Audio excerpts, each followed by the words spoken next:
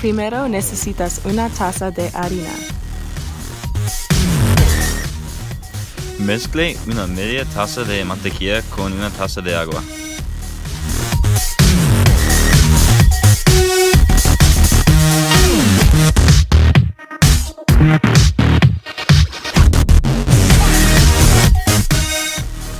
Ahora añada una taza de harina y mezcle.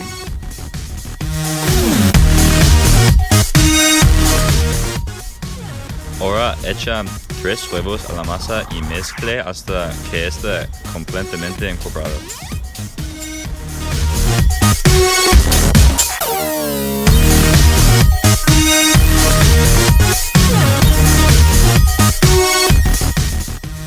Mete la masa de los churros a la manga pastelera.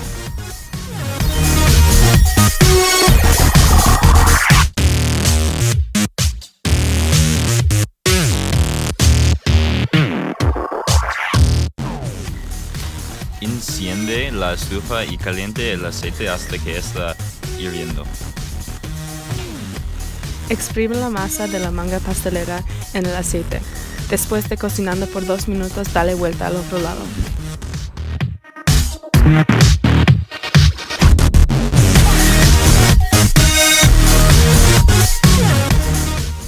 Saque los churros y ponlos en un plato con papel de toalla para que el aceite excesivo se absorbe.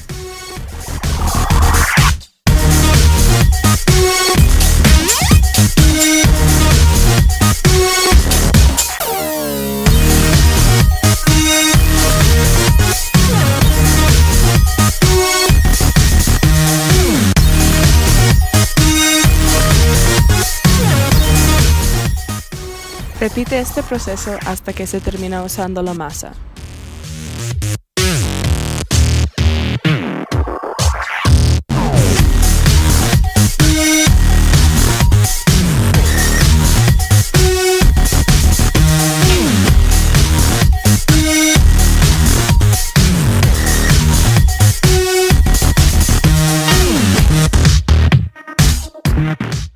Para fin, en un plato, mezcle una cuarta taza de azúcar con una cuarta cucharadita de canela y luego cubre los churros con la mezcla.